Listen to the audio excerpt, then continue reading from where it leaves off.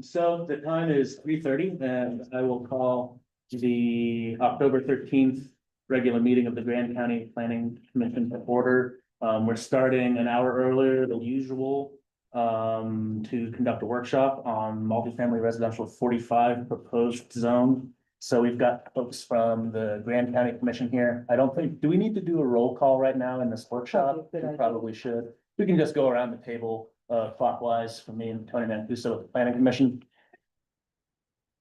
And Bill Winfield, Grand County Commissioner. Brian Martinez, Grand County Commissioner. Tricia Dean, Grand County Commissioner. Mary McGann, Grand County Commissioner. Jerry Clays, Planning Commissioner. Bob O'Brien, Planning Commissioner. Megan Schaefer, Planning Commissioner. Mary Halpern, Planning Commissioner.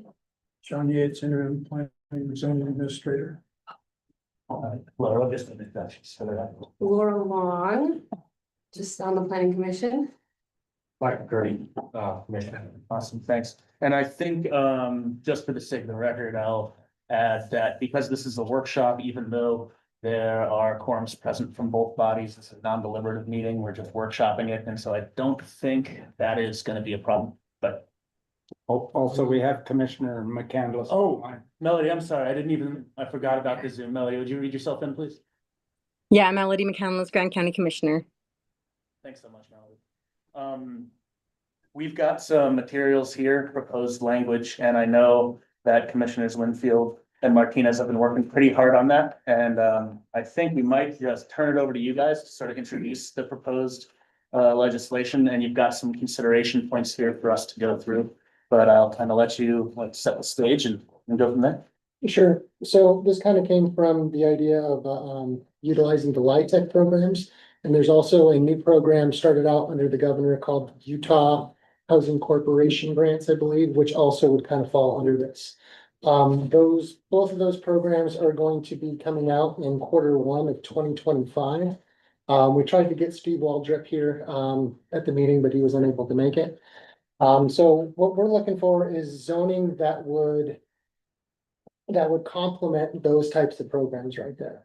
I think that when we talk about, the housing crisis, it was funny, I think there were some people at the, what was that, the Eddie McStiff's, or not Eddie McStiff's, Dewey's Restaurant, the night of the city elections, and they were taking a drink for every time that someone at the city debate said the word housing. And neither of them could walk out of the room, right? So, I mean, it's something that every single one of us have talked about. I think it's something that's dear to every single one of our hearts is affordable housing. And when I look at affordable housing, I think that the answer is density, right? And it's just where are we gonna put that density and how are we going to make that a reality?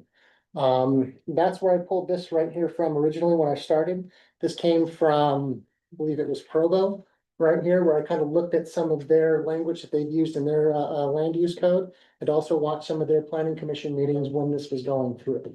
So that's where we got the start of it. I presented it to the commission about 2 months ago. The commission recommended that I bring it to the planning commission. It has gone through legal as it is right now. That's not including the changes that Andrew has proposed, and those are all down here in blue in the document right there. So that's kind of where we're sitting at right there. Could I ask just a very quick question? And what are the couple of grants that you mentioned? I didn't get the first one, but that's okay. What kinds of things do they need in terms of density and? Correct, yeah. So a couple of things for these types of programs, right, that they're looking for is they're gonna be looking for higher density. Now, the Utah Housing Corporation will keep these in line with, and I think I have it in here, it's like 60% of the AMI. Yes. So they're the ones who actually go through and monitor that program, is what my understanding is right there. What's that? Who monitors it? Utah Housing Corporation, right, who provides the funding for the LIHTC program. Now, LIHTC's like a pass-through, that's federal money that goes so, to housing corp. yeah, correct, it's a federal money, and what it is, it's a lot like the Crown program. That kind of comes on through, so there's federal money that's available as a tax credit for the state of Utah, and then the state of Utah basically passes that money on. Gotcha. That makes sense. And if it would be appropriate, if anybody had questions, my guess is that Ben back here is probably Mhm. as well versed on the LIHTC program as anybody in the room. I know that Brian and I both got some experience trying to get a couple of projects started, but he's mastered multiple of them, so. Yeah, I would say for purposes of conducting the meeting, we've got folks from the Housing Authority of Southern Utah and the Moab Area Land Trust back here, and if you think either of those two entities are suited, you can just kind of like address your question to me and I'll call on who I think is maybe the best suited to answer that, and we can bring them up. Well, Ben, would you like to talk a little bit more about the LIHTC program? I'll just do one slight correction. It's not federal money. It's money comes from equity from banks, and they get their tax credit. So it's not, there's no federal money involved whatsoever, other than the fact that these typical banks in Utah are the ones that invest equity in these programs, and in return, they get tax credits right up there. So it's not federal money, just one correction. It's, yeah, Money. there's a lot going on, so I don't know how I would start or end or go in between, but it's a very competitive process. They do it once a year. There's a lot of things that have to fall in place to be in the pool, to be competitive, to obtain credits from to Housing Corp. Super. How many of those LIHTC housing units are, or the programs? How many of those tickets do you get, or? does Well, it depends on the size of the project. So the Utah Housing Corp gets a pool of credits from the IRS, and then they divvy those out based on a competitive model. And they'll typically make pools where there's usually a rural pool, there's a small projects pool, there's like a general pool, and there's like set aside pool for, like Brian mentioned, the Crown. So at any given year, the IRS gives out credits. I don't know that formula, but they award about 10 to 15, 8 to 12 projects a year, varying in size from small as 20 units up to 200 units. No, I'm glad you pointed that out, because I did just a little bit of research on LIHTC today, and that's one of the things I highlighted. It said it does benefit big financial institutions to the tune of billions of dollars per year. So it is definitely benefiting somebody. And housing also, but it is, it's not, coming from the feds down. So it's not federal, isn't that what a tax credit is though? The federal tax credit? Isn't that? The IRS gives Utah Housing Corp these tax credits to give away to a developer. I, as a developer, go out, I have a project that's ready to go. I go out and I search for an equity partner. So typically in Utah, it's big banks, Ally Bank, AMX, Ally Bank, JP Morgan Chase. Yeah, there's a lot of banks that are chartered in Utah. I go out and I find a bank that says, hey, do you want to invest in my project? And in return, you get these tax credits that the IRS gives to Utah Housing, gives to me, that I give to them. Okay. So the banks receive them, the bank. The banks receive them, it's a federal Community Reinvestment Act requirement. And so it was passed, so basically the benefit goes to the banks, it is across the benefit predominant way, which won't be bills. So has there been like a letter from a developer that is interested in building this yet, or we're gonna set up this zone and then put it out there and then hope a developer comes in to do the project? So I remember we had some discussion about that last time, and I'd like to, address these specific items to consider. I think one of the things that we were talking about first, and I don't know, if that is addressed or actually as much of a concern. But we were wondering, is it in general, something about, I remember a question about the process of making a new land use zone, a new zoning district, when we already have a project in the chamber and we're making a district for that project being different or maybe considered differently than if we just have an area where we think is suitable for a project that does not yet exist, and we're trying to enable that area to be more eligible for a potential project. and I know that seems really like a nuance, but it's just something that I was curious about. What if the county thinks that is a consideration or, you know, and like how many acres will be eligible for this program? How much housing can we get out of it? Just maybe, you know, we can talk a little bit about that before we get into like the nitty gritty stuff about like the site plan being approved at the same time and all that AMI thing is, I know we've had a lot to address on a lot of different topics over the last 2 months. But I think that was a question I had from, I think it was back in till like early August was which parcels specifically are going to be affected by this one? I'd like to weigh in on that if I could. I do know that Mr. Knowlton has presented to the commission, the full commission, Mr. Knowlton Senior, and he is partnered now with a project over at the church on Boulder Avenue. I don't think that anything has moved forward to the point that they have applied for anything. I know that they've come forward, they toured. I believe Commissioner McGann, Commissioner Hadler, myself, Mr. McCurdy, did you tour the product in Salt Lake? Yeah, I've been up to the building, but At different times, we all toured some of their product to get a feel for what those looked like. To date, I don't believe that they have applied for anything. They have certainly shown an interest, but, and just in full disclosure, because we do live in a small town and there's a rumor mill here. It's been associated that I would gain financially from that, and I have no ties whatsoever to them other than trying to get some more housing here for the lower income product. And I believe that the current project that's going on in the city is a LIHTC program, and that's up at the top of Mill Creek. And it's not the one that started construction. I believe that's separate. It would be to the south of that one. And again, I took Mr. Waldrop out and we met with some of the people that are developing that one.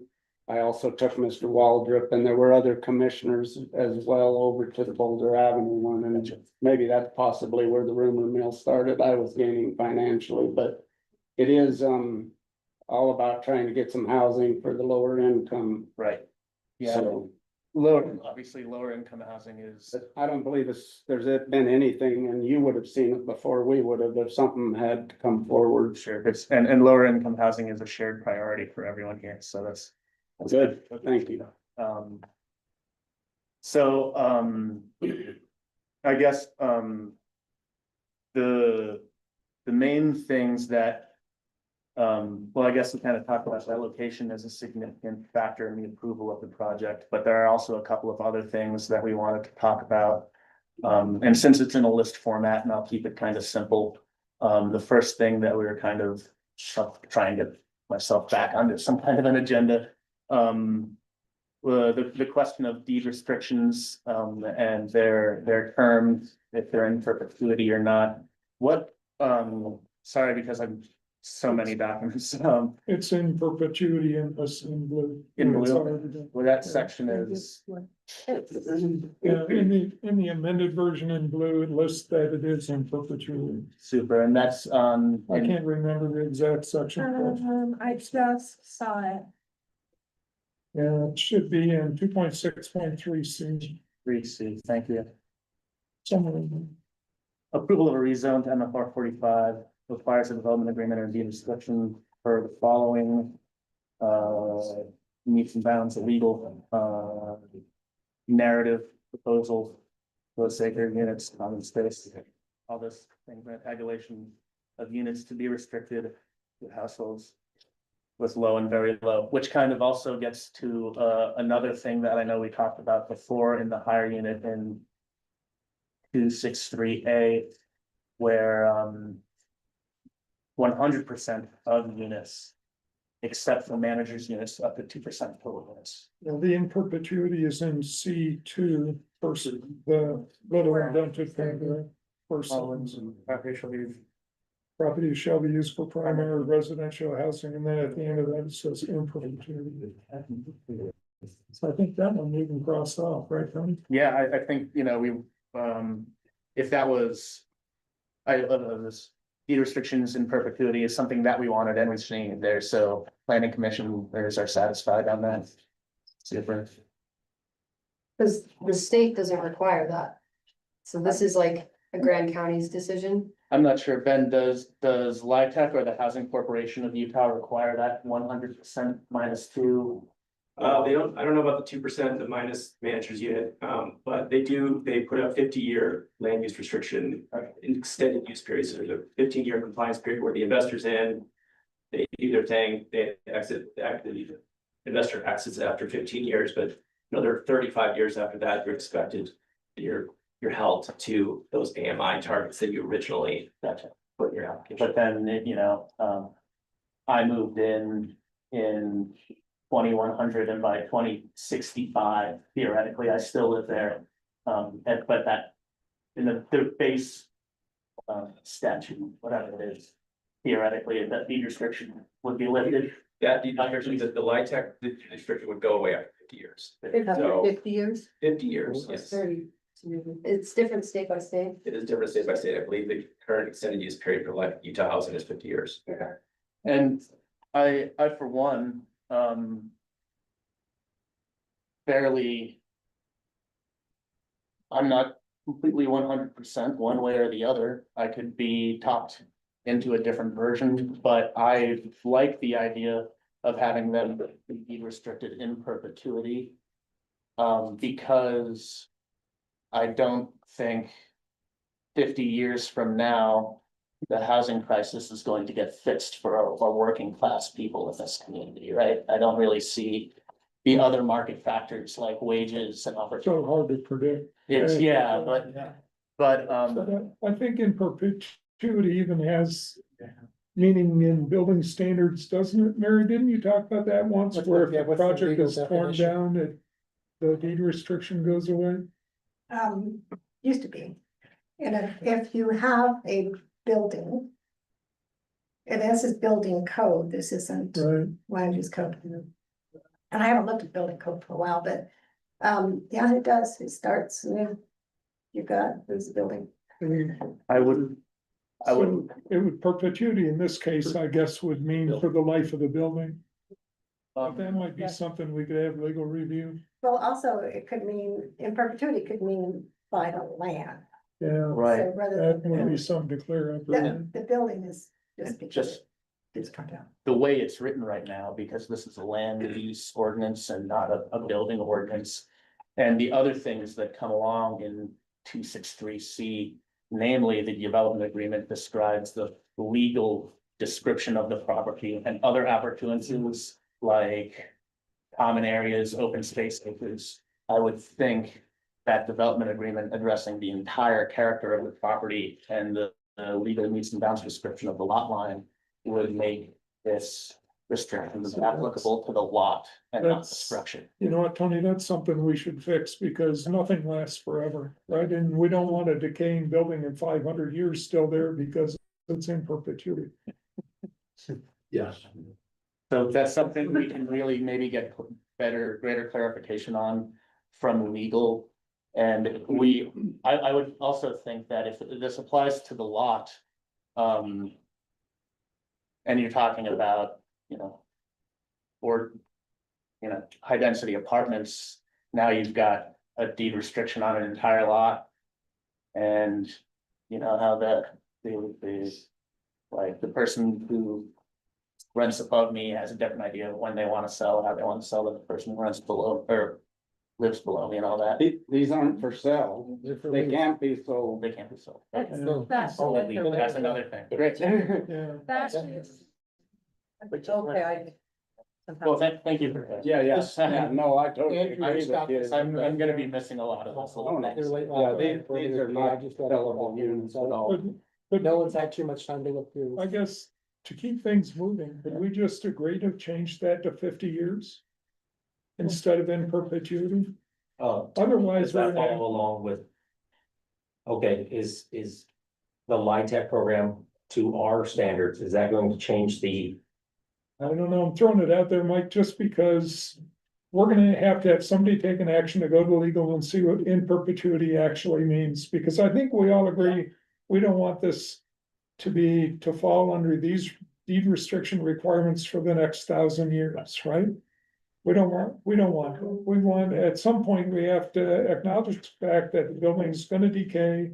It's gonna have no longer serve its function, and something else would happen to the land. Yeah. I think if we go to legal, we could ask, we say in perpetuity of the life of the building or whatever. I mean, Stephen can probably sort this out. If he says we can't, then some time limit makes sense. Well, deed restrictions can also, be rewritten. Because you're right, the world's gonna change in 7 years. So if there was sections in there that would say deed restrictions will be reviewed every 5 years to meet the current code or something like that, because the code's gonna change. Everything changes, so there has to be something that would help. Another thing to think about is that structures become eligible as historic structures in Utah after 50 years, and that incorporates. And maybe rather than going down this rabbit hole, Yeah. we'll ask that, we'll phrase that question to Stephen Stocks, of our things, Thanks. and have them answer that. Yes. Can I use Okay. that one? Yeah, usually deed restrictions one with the land, not the building. Yeah. Yeah, I was gonna say, but my Yeah, they understanding don't. is with the So land. if the building can go up and down, usually not with the land. Yeah, that'll change, and we can revisit that once Stephen says it's written this way. So then who goes back and works with Stephen to get clarification on this issue with that? Be Sean? Yeah, between myself and Andrew Jackson, and I'm sure that. Are we all in agreement then that we're gonna have Sean work on the definition of in perpetuity and get something with some flexibility? Yeah, I think just for the sake of moving it along, we can get there. The other one, was talking about how the site plan should be also approved at the same time or prior to the zone change. I was a little bit curious, maybe from like the planning and zoning staff side of things, is it consistent with like the administrative process to approve the site plan prior to the zoning change being adopted? Does that potentially vest an applicant in a way that says like? I don't think you can change your zone for a project. But the one thing I thought of, and I don't know if this makes any sense. This is terrible, is this an overlay zone? Because if it's an overlay zone, don't you kind of? how do This you do that? isn't an overlay zone. I know it isn't now, Right, but could it be, and would that solve the problem? Site plans are specific to the construction of the buildings. So they wouldn't have a site plan prior to the zone change. Gotcha. That's why zone changes are so crazy. You can come in and ask for a zone change. You're allowed it. You get the zone change. Then whatever you want. Yeah. As long as it's allowed in that zone, period. Done. So a site plan, actually, there's gotta be a way to do it, not call it a site plan. And if you hit it right on. Develop the- the overlay. But But you know. if it's a zone change, it's a zone change. Mary, well, in here, sorry, 263D, it does say upon approval of an MFO 45 rezone request. Then comes the site plan within 24 months of the rezone approval. So as it's written, this seems to me like that question number 2 is not exactly on the table. So we already addressed that, and I'm just. you know, Tony, just from a practical standpoint, though, if you look at the projects that have come through here and been successful. Versus the ones that have come through here and not been successful. The ones that have been successful have at least come in here and propose some type of project scope to give us an idea of what they are planning to do. Mhm. And I guess that, in my mind, that's something that the planning administrator would coach the applicant on. they'd say, if you wanna have the best odds of getting through, give this group an idea of what you're gonna put in here. Yeah, I agree with you totally. And so I think with that in mind, then we could probably scratch too and just say that the administrator is gonna work with applicants to. Yeah. To give them the best shot at an approval. I agree. I think the ordinance as written is pretty satisfactory and, you know, it's like, in a free market world, a person is gonna have a good idea of what they're going to build in their own mind regardless before they start. Even So, a project scope goes a long way, that's. Right. You know. That says the zone change should be contingent on the development of the project. I don't exactly know what we mean by like development there. Is this like? It's being developed when you've received a vested application or once the site plan or like. This kind of goes to the same like A before B before A question in number 2, but I don't also know where that is in the ordinance here. I'm sorry, I'm not. We kind of have that in here under 8.6.3C, Tony, under development agreement and deed restriction requirement. And where we say it requires development agreement and deed restriction. We basically go through there in item 2 and tell them what the heck we allow. Right? Right, but I think what I'm, and I don't know who posed this question. So Andrew, these are Andrew's questions right there. Oh, okay, okay, Well, we also give them 40 or 24 months. The- Basically, to submit the site plan application. but it's also, that language again, where. The zone change should be contingent upon the development of the project is kind of, And I think the way that he's answered that right there is that that approval of a rezone to MFR 45 shall require. a development- So we this can is follow C. you. This is 2.63 C right there. Approval of a rezone to MFR 45 shall require a development agreement, okay, I right? see, yeah. So it requires the development agreement, and then he's listed the requirements of the development agreement in there. So I think that's his way of taking, you know, I think, once again, the development agreement is your A before C before A. And one thing that we'll just be doing, just what you said, another way we could do it. Is, and I know a lot of people don't like them, but I love them, for finding the developments. Because then you are required to have your site plan to get your PUD. And from the PUD, you build your project. And PUDs can also be a change. So you can change a PUD in the process of what you're doing if you find that something's not working. But your PUD, and we've got a section in the code already for a PUD that allows you to main plan is essentially before, like essentially the zone change. PUD, and you could call it a PUD in FR 45. And then that PUD is brought in with plan. And then they process the project. And I don't know how many we've got, well, actually, the Arroyo Just gonna ask, Crossing. isn't Arroyo Crossing a PUD? And they amended it a couple of times to process, and you get to write in, if you're allowed, you can put in smaller roads. In private, county doesn't generally take them, I think they do the borough. Site setbacks are changed, the PUD can essentially be your zone. And it could be, and I don't know if the federal government you're working with would allow it to be PUD, but I can understand that I could bring it. And then it's not really an overlay. I mean, it is an overlay, but it's an overlay that you work within a plan that is approved and it goes through processes. So with PUD, the development agreement and the PUD thing happened before the zone change? It's a zone change. It is a zone change. It has, it's a process of a zone change, the PUD is. And there's, I've got 25 of those, kind of horizontal strength. Yeah. Even within the PUD, it meets certain, Yep. like, You've certain got your zone. proper site, a site plan, all the requirements of a zone. You're only allowed that many units in that zone district. Another, I mean, if you look at some of the other ones, it's like the village. they had two different zones. In their project, they were allowed within the PUD. To mix their zoning, so this had 5 units per acre, this one had 18 units per acre. And they put two of them together to make that one, but they couldn't do more than that, but they could only do. Like residential and residential, commercial and commercial, so.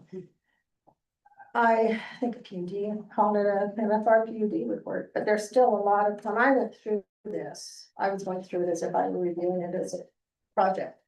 And I have tabs everywhere that there were some issues that needed to happen, but I think that would be all worked out. We started actually going through the ordinance and public hearing. So now Mary, help me on the PUD, because if you did PUD and you were in small lot residential, you might decide to, I don't know, put them all in one kind of place, but you couldn't exceed the number of units that were allowed. So if we used the PUD here, we'd have to have something that allowed, very high density, higher than we actually have. Is that right? But PUD is not, the plan unit development works within the zone. So you can have a PUD, MFR 45, Yes. and then work Yes. within that zone district. Gotcha, with that, yeah, And got you it. can put all your units right here. It does require open space, and I think it changed some since I worked with it. As the open space is smaller.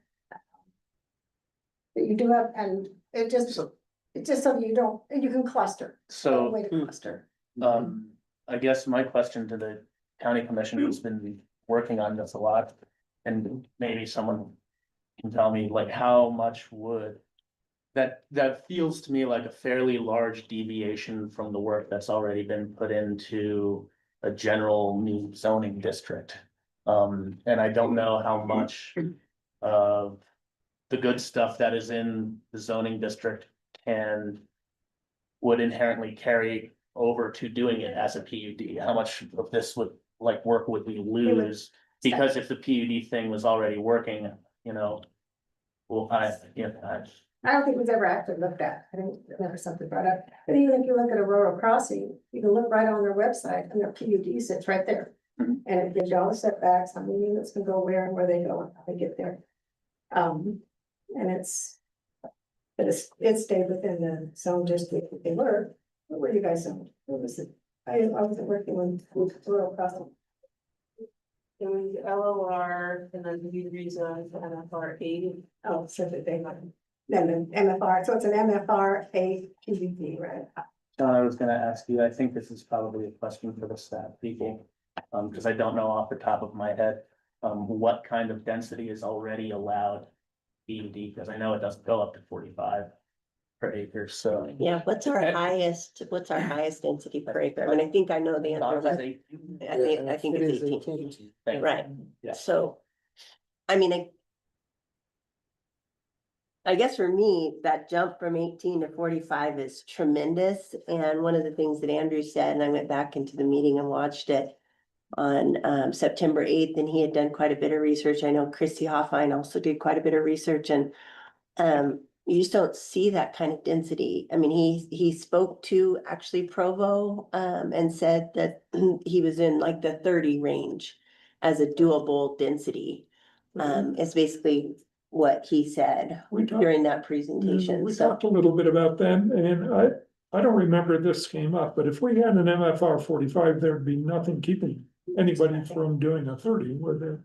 No, No. I remember Andrew saying that a lot of times Provo's got 45 and it usually works out to be 30 Yeah, because of. economic Like, factors and. Yeah, right? parking, grading, Yeah. those kinds of things. Right. Just have to plan for the highest density. So like when we're Right. talking about what kind of utilities are gonna be used Yeah. in public infrastructure, you have to plan for Yeah. 45. Sure, If I mean, that's what we're it will be like those usually density. I mean, our highest density is 35, though. I mean, that we've approved Where is it? for an HDHO, No, right? but that's an overlay too. But I'm just saying it's not like a foreign idea. It has been done and we have an idea of what it looks like. What development is that? Just like Murphy Flats. That's 35 units per acre? Yeah, I think that one's, I thought it it could be that Desert Soul, the one Yeah. across from Buzz's. the one that we get so many complaints on. Yeah. Can I ask, what's the density on the apartment buildings across from my house? It's about 2.5 acres, and there's 32 units. Gotcha, that's more like 16 than 16. Yeah, there's 300 units with some of the room costing altogether. But what a PUD is, don't read it to you, is an overlay district designed to provide for modification of the otherwise applicable dimensional and density standards of the underlying base district as specified in Article 5, Yeah. block design standards. But if we call it MFR 45 PUD, then that would have to be part of this. I mean, it could work, but. And I agree, I don't think you'd ever get 45 units right now on any project, we don't have a plan. The thing that I see with that is like, let's say there was a train station in the county. And then people in a bus depot, then you're like, well, can we get a variance? That's what I, like, if we do that 45, then it's like, oh, are people gonna start asking for variances? Oh, it's near a transportation hub, I don't, that's the only thing I see when you open that door, it'd be like, well, There's just so hard to get. yeah, no, I'm saying, but like, that would be like a doorway open to it, so. Well, I'm thoroughly perplexed, it's only 4 o'clock. But, we can chew on that for a little bit, see what, ability we have to, think about that one, take it under advisement, it's just a workshop. And the next thing that Andrew mentioned was that construction needs to begin within 1 year and must be completed within 2 years. That I believe I did see where that was. There are timelines. It's in D and Thank you, yeah, it's right in front of me. 2.6.3 D. This currently reads that the developer shall submit a site plan according to the procedures, so within 24 months of approval. And so what Andrew says here is construction must begin within 1 year of the approval date. So as I understand this, because I just need to like digest it in plain English. At its latest possible timeline from when an MFR 45 rezone request is approved. It may be as many as 4 years until the construction is complete and a CBO is issued. Is that correct?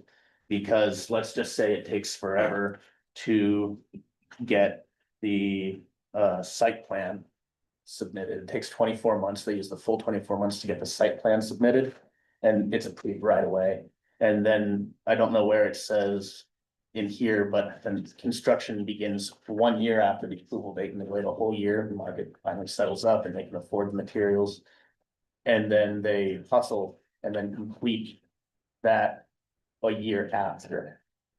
Does that timeline sound right? And I guess really there aren't a ton of like developer folks in the room, but like back when Evers was on the planning commission, I would be looking at him and asking like, is that timeline? Well, there's a process for an extension currently, and you would want to leave that in place because 1 year is crowding any development and which a lot of times forces people into a phased approach to be able to meet those deadlines, but as long as there's an extension process, I mean, even the city has that as well. It's, Does that I extend? believe the city's is 18 months, and then there's a process for, I think, a single extension is my Does- recollection. So. 2.6.3A. It says, upon approval of a rezone to MFR 45, the site plan application shall be submitted and approved by the zoning administrator per section 9.6 of the LUC within 12 months of zoning district approval. So is that conflicting to that? It is. Yeah, 12 months is, 12 months is what the current code has. So So we have two, upon approval. So your MFR 45 gets approved.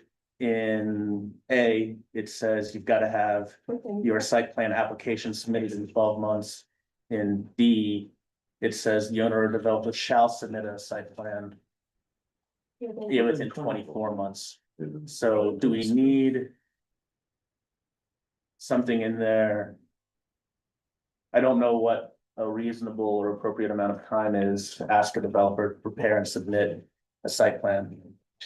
But one of those either needs to be bumped up to 24 months or knocked down to 12. Gosh. Thank you. Thank you. Yeah, so 24 months is in D, but 12 months is in A, and I like And it also could be 18 for both places. 18 for both is. So Sean. We're done. Yeah.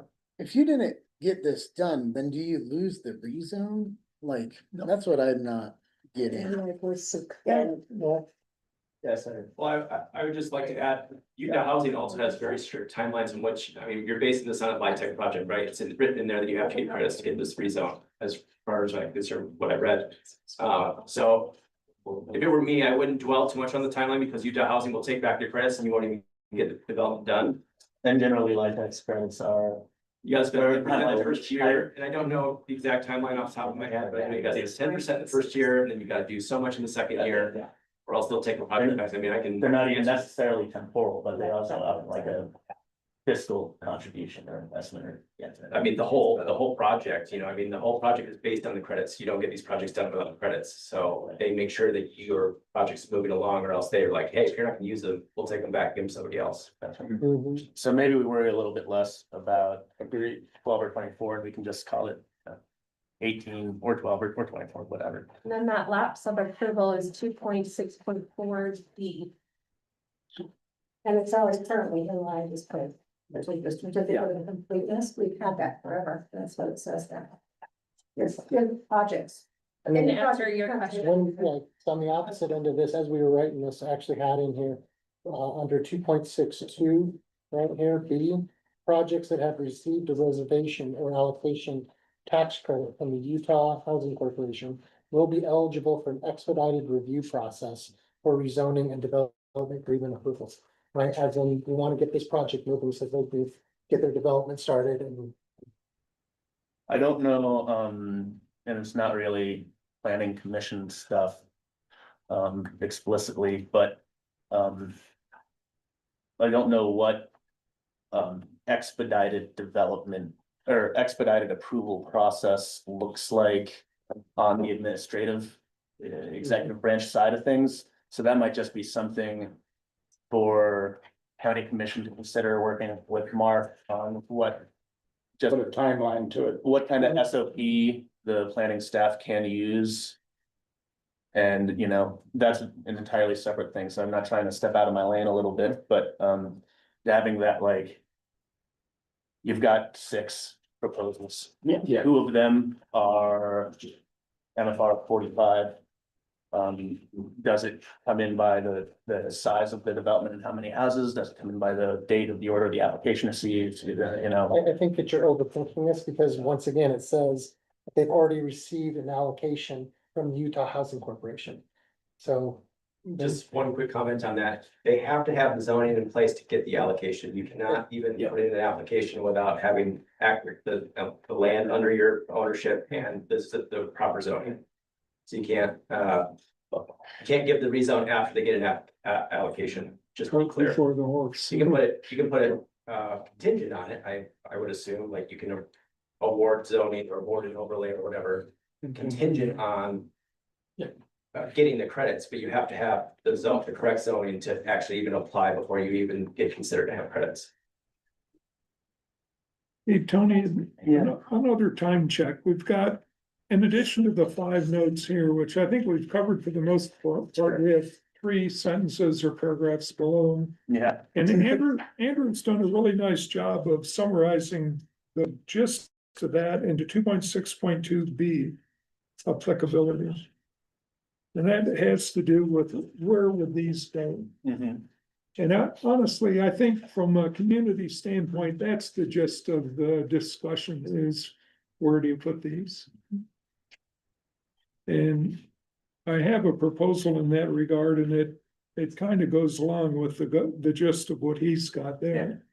And that is, if you look at the future land use plan, that the one that we've approved here, we actually have 4 areas that we've said basically we want to have higher density. Mhm. And those are the 2 neighborhood centers, which is Mill Creek and Murphy Lane. And Resource Boulevard, and the other 2 are Mill Creek and Highway 191 and Spanish Trail and 191. No, we talked about that. I remember you bringing those up last time. And there are like a million irons in the fire. And I can help staff out with a little bit like off the clock and do inside a computer program, a clip by and identify those parcels on a map if we need to, using these criteria located as a resident.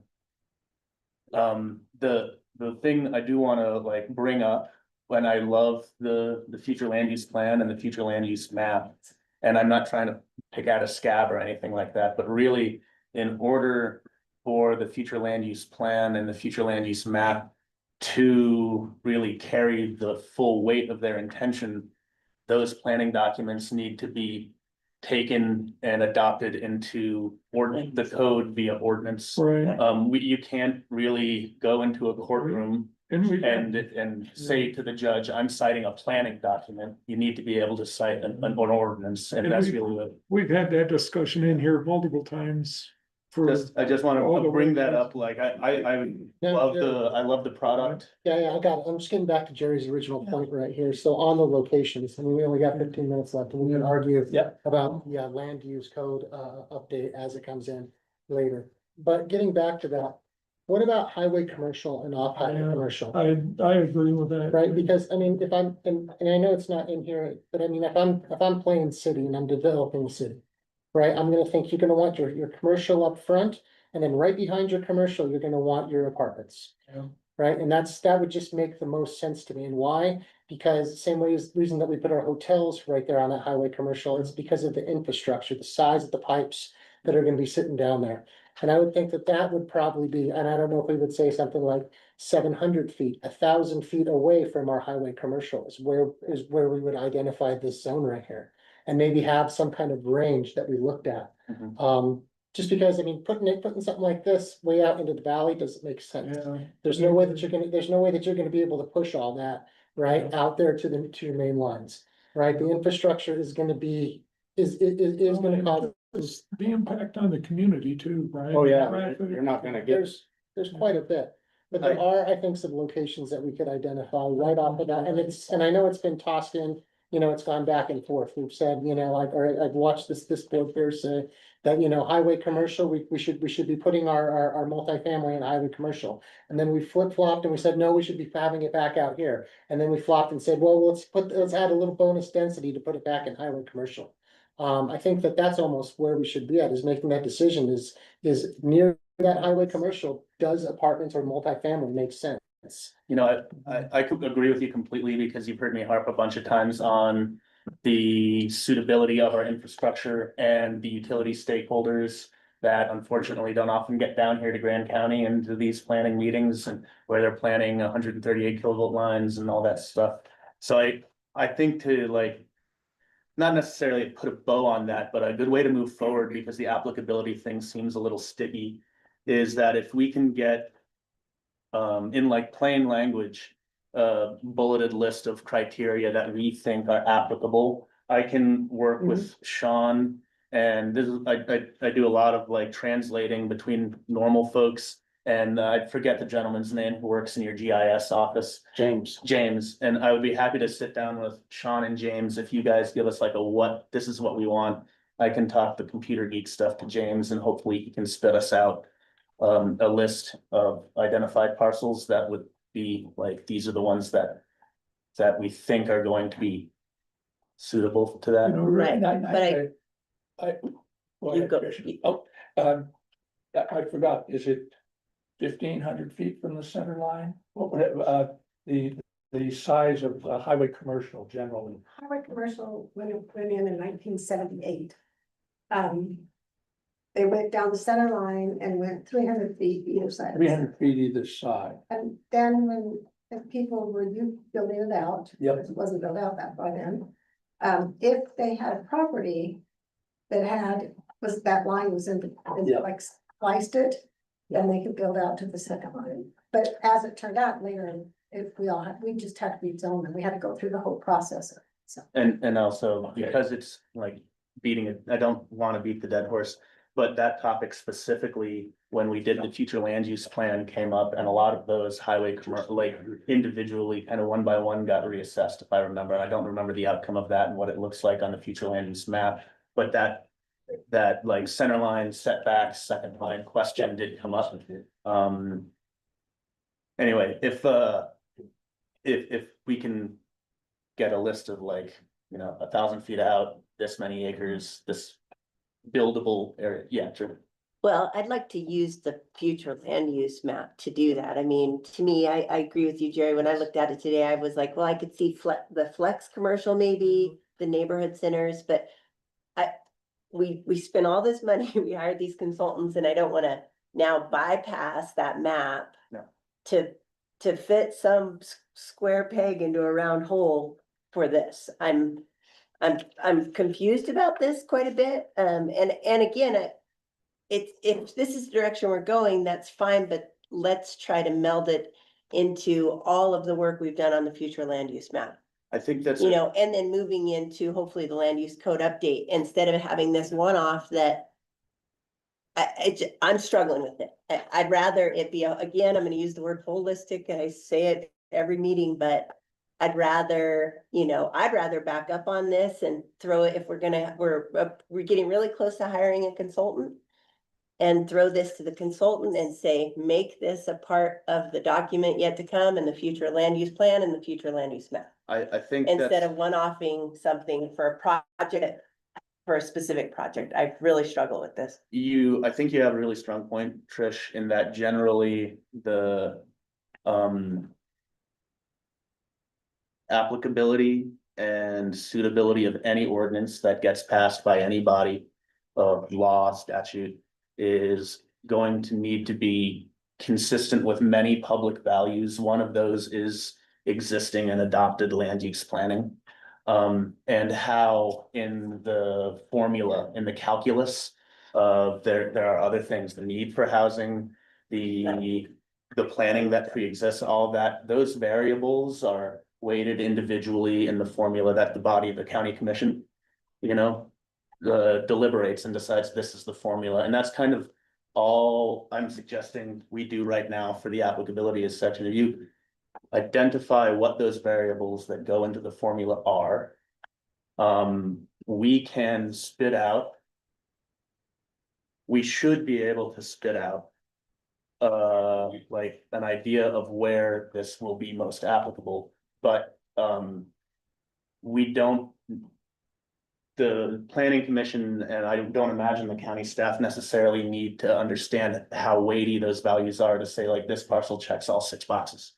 And then you guys can go through and really tweak the applicability after we get this, a general idea, a graphical representation of the areas here that are going to be affected. I think that for most people, as these kinds of things, they're listening online, they come to a workshop and we've got the poster boards up. People are not going to understand what we're talking about unless we can show them the map. And it would be really easy to just say future land use map, go. And we're gonna make this an ordinance. But there are other public values that also get considered. It's not just if planning was ordinance, then we wouldn't need the ordinance. We could just like go through a planning process and these laws. So all I'm saying is that like it's a delicate and variable equation here, and to start, we can just kind of like look at a broad category of that. Yeah, sorry. That's okay. I think that Commissioner Hedin has some very valid points, but that's perfect world. And we don't live in a perfect world. And if you spot zone MFR 45 out at one of these nodes that we've talked about, it's never going to happen. And I think that if we don't start considering spot zoning this, we have to consider a spot zone. Will it work in a certain situation? And I think that's the reason that we're trying to bring this forward now. In a perfect world, we would have the land use code done. In a perfect world, we wouldn't have gone through 7 planning or zoning administrators in the last 4 or 5 years. There's a lot of perfect world, but we're not there. And yes, maybe this will benefit 1 or 2 people in the near future, but because we don't have the perfect world lined up, doesn't mean that we can't keep moving forward and trying to provide some housing. Remember, that's the goal here, is to provide housing for people in the lowest of the low AMI and then the next step up. And there isn't a reason to keep holding back. That battle needs to happen up here, not here. I tend to, that's kind of my point too. And just, I'd like to point out once again, just the purpose of this, which is stated right at the top, right? And I think that if we can focus on what the purpose is, right, that we'll stop going down all these rabbit holes, right? The purpose of this zone is to encourage development of low-income housing through a density bonus incentive to accomplish the county's goals of increasing housing diversity and meeting its estimate of additional very low to low-income housing needs. And if I think we can stick there, as that's what our goal is, that we might be able to make a little bit more progress. And I'd only add, I do think very important to me when I walked in here today was the location. I mean, that's, I think, a very, very important thing for us to decide on. If we can get that right, you can actually build this thing. And, at first, people might have said, hey, you could do it on 1 acre, and if you could put it anywhere, you can imagine how terrible this could be. But if you get it in the right place, it could be wonderful, not only for housing, but for the community. So but location really is very top on my agenda. I think I would agree. who the developer matters too, because I read the book. And it's not a beginner friendly project. You gotta be like an experienced developer. So I think where is important, and I also think who's doing it matters too. You won't even get the tax credits if you're a big developer. They won't even. It sounds like LIHTC is gonna follow that pretty heavy. Yeah, so that, I kind of have a question with that. Because this is like tech, are we on a time frame to get this ordinance updated in order for developers to receive tax credits if they want to move forward with these projects? Is LIHTC stable these days? Yeah, I mean, they just awarded credits a month or so ago. They kind of change it up every year, when they give them out, but usually it's 1 to 2 times a year. So, I've had plenty of times, a lot of grants got yanked, a lot of federal money got yanked. Well, I know it's. yeah, it's not federal money, so, Yeah. yeah, I mean, this is the Reagan thing, so as far as, this is how affordable housing gets built in America, So I don't see this being on the chopping It's block. as stable as it gets. And it happens a few times a year, so it's not like this is gonna happen once in January and we won't see it again for 5 years. Correct. It's a Every revolving, year. right. I Easily was worth just talking. curious because, like, the landscape ordinance, we were kind of on a time crunch for Yes. that, because so, yeah, so if there's time sensitivity here, then as much as there are things that I would like to see us wait and fix, we kind of do need to prioritize moving forward to get this to that. It doesn't And sound. correct me if I'm wrong, but I heard that the next awards are going to be in Q1 of next year. So it is something we kind of still need So to that's, keep I have going. I've got a So- suggestion for moving forward, Yeah, since it's so we got, like- 4:29. We need to, yeah. Here's the suggestion is why Time don't we ask Andrew to take a look at amendments to applicability that would center the activity along Highway 191 and preferably around the regional center or the Resource Boulevard or Spanish Trail, basically, and see if he can come up with some wording in that respect. I would, but Jerry, I would say the one thing is, I don't know if we want to push it that far out of the city. Right? Because one thing I think that you want to look at for this is going to be the transportation factor. So if we're trying to put that in, I think that part of it is actually is we want it Do you closer. think Spanish Trail is too far? What's that? I think you're. So cooking out of then it more right around there. Mill Creek and Resource Boulevard. Even closer, anywhere from that way in this way. So I think, much further in than Mill Creek and we're in city property. You only got another mile or so, right? County all the way in to. So you go all the way from city Boulder border Avenue. through Resource Boulevard. So if we asked Andrew to look at wording, that would make this applicable on highway commercial between the South City line and Resource Boulevard. I think that would be. Yeah. That'd be Yeah, something stop I'd that into. there. And see if Andrew can come up with something that would work for this. And the next, at some point, we should also incorporate either via workshop or an open house, Cody from the roads department and those other stakeholders, those interdisciplinary stakeholders. Are we ever gonna get a 24-inch pipe out there? Has Emory Telecom got any plans to do high-speed fiber on? That's. And I guess part of the developer's job too is to look at the infrastructure we have today and see whether or not it fits, right? And, you know, wanna set developers up for success. Right. If But it if- doesn't fit, the public tax dollars paid to make it fit. Well, that's not the way it's written up today. Okay. Developer pays. There's also exactions too. What? Exactions, Yeah. Yeah, Forcing county someone. should be taking advantage of that, the developer's willing to put something in that big. They should put the bill for it. Yeah. What are your code they're supposed to, right, so. Well, guys, thanks, Jerry, pretty good, clear idea moving forward. I really appreciate county commission's time. This was very helpful for me, just to kind of like digest all of this stuff. I have not nearly had as much time to spend my attention on the goings on here, and so, just know, really excellent turnout. And, I appreciate the explanation. And better about things. Andrew, you and I are gonna be spending a lot of time together. Sean, Jesus. See what I mean? I'm dead. Yeah. Yeah, he'll answer. They all provide a rating. Are you going on a boat ride? Yeah, yeah. Oh, man. That sounds better. Super. You guys, but I'm gonna jump on Zoom, Super. so I will still be participating, just not in person. That sounds good. We probably have, 30 minutes more before we're doing anything that requires all 5 minutes. Right. Didn't you do that once before? And then we. Yeah, I think, Get on that day and I. folks online, just so you know, the time is currently 4:30, but we've had a, workshop prior to this.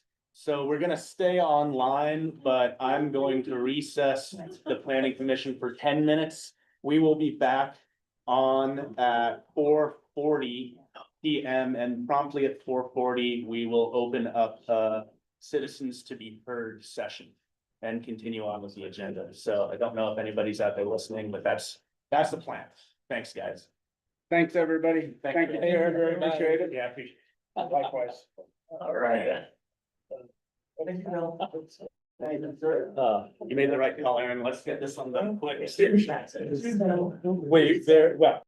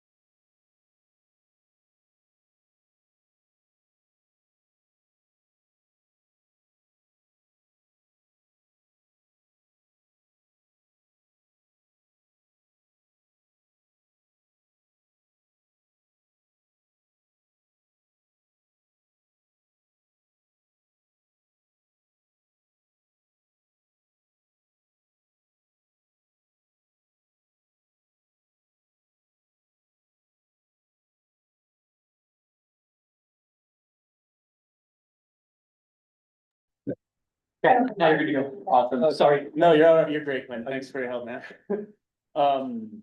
Thanks everybody for giving us a quick break to recenter themselves. This guy. I'm going to, John is back. It is 4:41, and I'm going to reconvene the August 13th regular planning commission meeting. Did I say August? What month is it? October 13th, regular planning commission meeting. We have citizens to be heard. Normally it's 10 minutes delayed. But is there anyone in the room or online that has a public comment to provide, not addressing other things that are on the agenda? Any code update, presentation, off-grid overlay, anything other than that, online or in person? Couple of seconds, it doesn't seem like it. So we will move on from citizens to be heard onto ex parte communications and disclosures.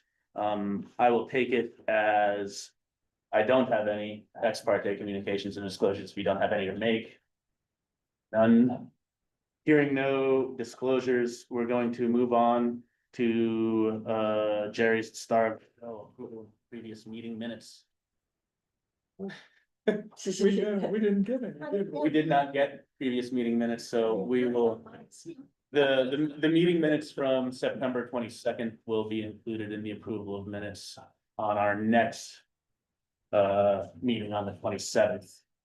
Then moving on to presentations, we have Mr. Butler and Mr. Buccio from Recreation Vehicle Solutions, and this one's got Sean's name on it. So Sean, I'll allow you guys to introduce the gentleman, and we'll turn it over to them online when Okay, so 3 weeks ago, I received a call from Lev regarding a business proposal. From what I understand, this is we've seen this before.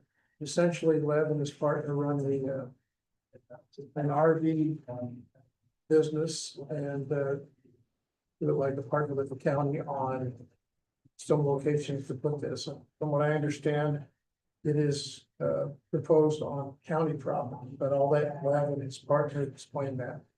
And just because we don't do a lot of actual presentations in the presentation section of the agenda, just to clarify what presentations are, these folks are presenting an idea to us that is being considered. This is not being considered by this body. This is a non-deliberative conversation. And generally, it's not a discussion item either. And so we're just gonna let the folks explain what their proposal is and who they're working with. This is sort of like an FYI for us to keep us informed, but we're going to try and keep the presentation time under 15 minutes. So let's really not try and like dive into these rabbit holes too much. This is just an FYI, what's going on in the county for us, and the rest of it. We'll let Mr. Butler take it away. Hey, can you guys hear me? Yeah, you sound great. Thank you. All right. First of all, thank you, Sean, for the introduction. Another thing, unfortunately, my partner right now is traveling, is on a plane from Europe, so he can't join us. But exactly like you said, I mean, this is not anything official. It's not like this is being, voted on anytime soon or anything like that. But I did have a few nice conversations with Sean. Yeah, basically, I'll basically dive into what we're doing. First of all, me and my partner Nick, we're large landowners in the US. We've been in the real estate industry for decade and a half now. We've been working together for the past over 10 years. And a lot of the things we've done in the past included in like industrial outdoor storage and RV parking.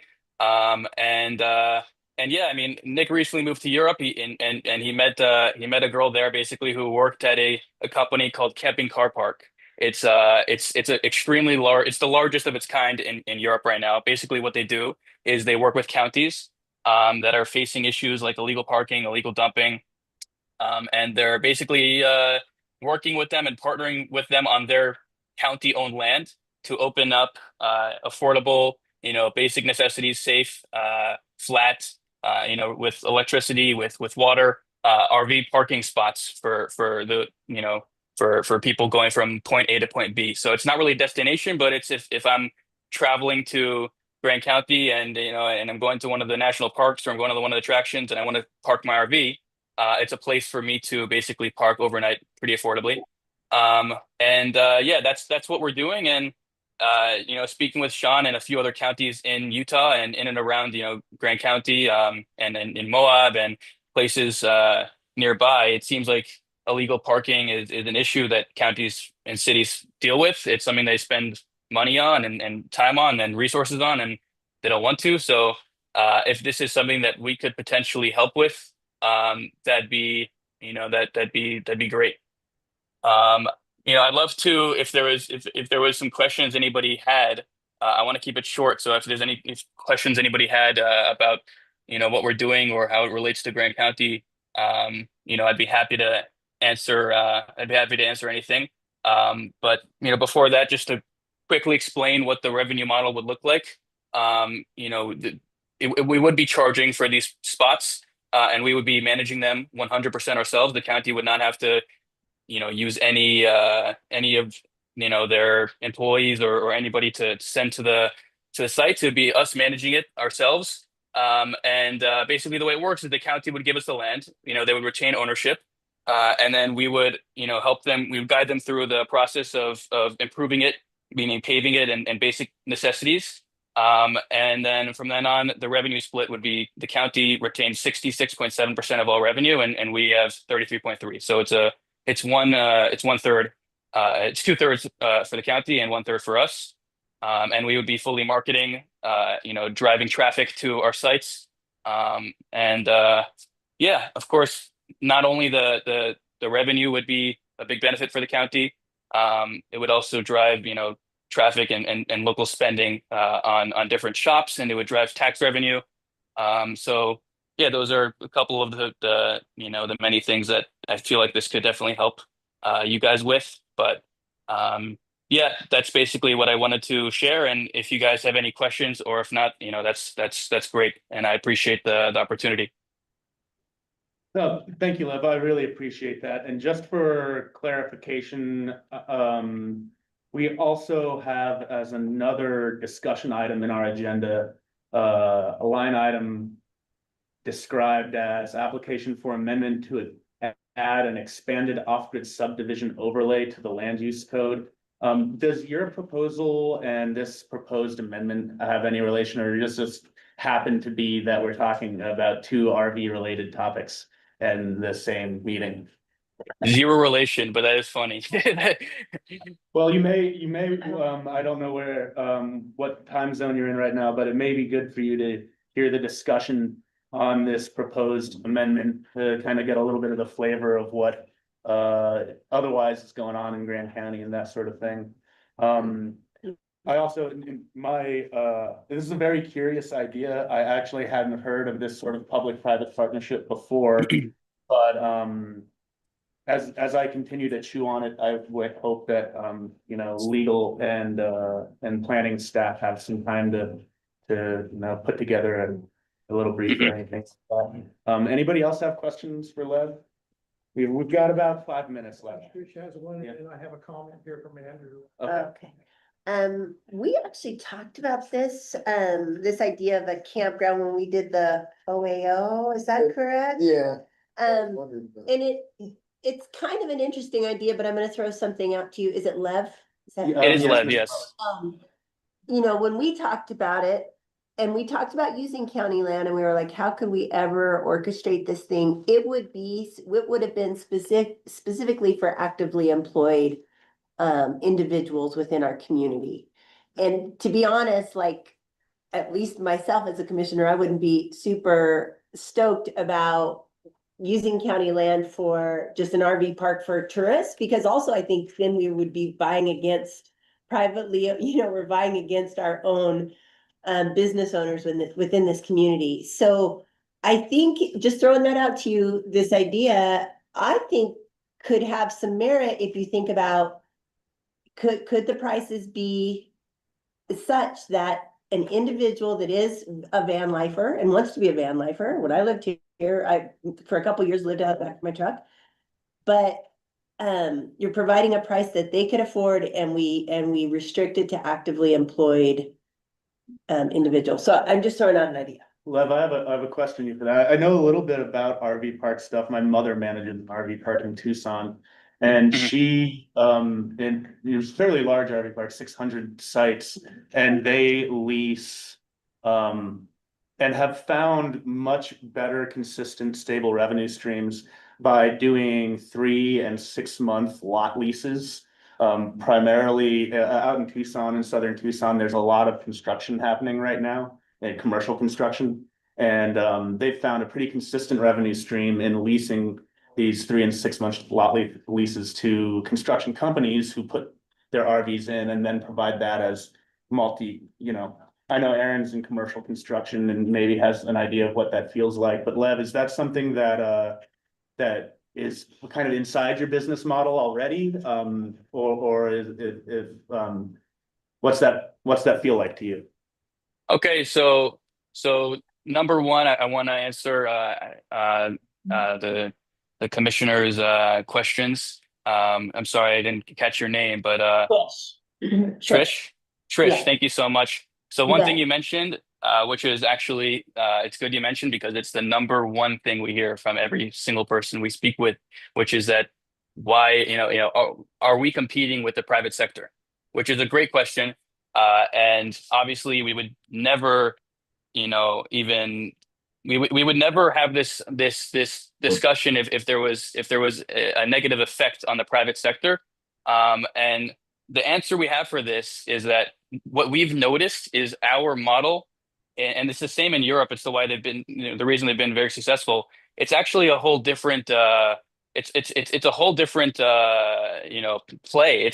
We call it RV parking because that's the best fit, but really it's 1 to 2 night stays, very basic for travelers that need a place to stop to sleep.